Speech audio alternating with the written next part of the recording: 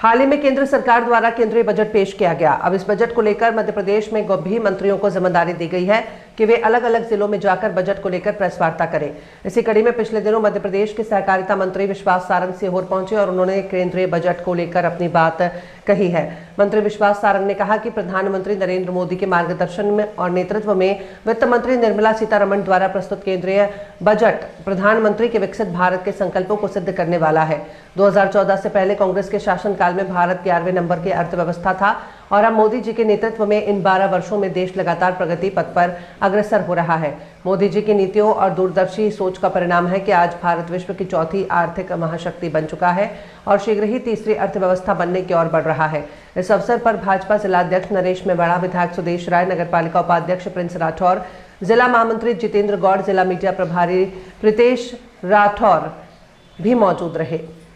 आमदनी दुगनी हो, ये नरेंद्र मोदी जी का संकल्प है और केवल खेत नहीं, केवल खेती ही नहीं, उससे जुड़े हुए जो अलाइड विषय हैं, चाहे पशुपालन हो, चाहे हॉर्टिकल्चर हो, इन सबको भी इस बजट में अलग से संरक्षण दिया गया है।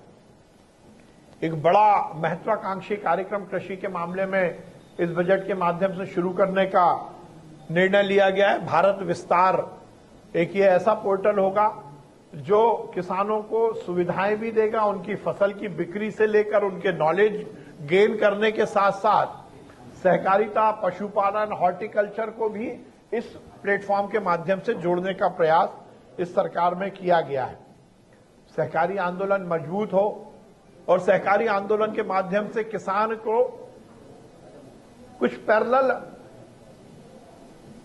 आजीविका मिल सके, उसका आर्थिक पक्ष और मजबूत हो, उसके लिए सहकारी आंदोलन को मजबूत करने का काम किया गया है और बहुत सारे सेक्टर में इनकम टैक्स की छूट सहकारी विषय में दी गई है।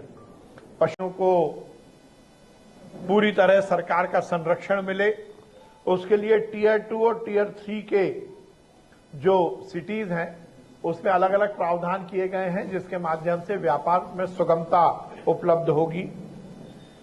ई कॉमर्स निर्यात पर 10 लाख की सीमा समाप्त कर दी गई है। छोटे उद्यमी, कारीगर और स्टार्टअप की रुकावट वैश्विक बाजार तक पहुंच सके, इसके पूरे प्रावधान किए गए हैं।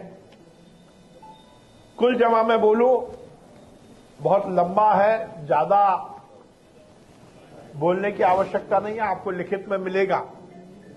पर 2047 में विकसित भारत बने, इसकी नींव रखने वाला बजट हर एक क्षेत्र के उन्नयन का, उसके उत्थान का ये बजट, आम आदमी की जरूरत को पूरा करने वाला बजट और सबसे महत्वपूर्ण आर्थिक अनुशासन का पूरी तरह पालन करने वाला ये बजट एक समेकित, एक संपूर्ण, एक विकास मूलक और सबसे महत्वपूर्ण है जनता और गरीब के कल्याण को सेंट्रिक रखने वाला ये बजट है।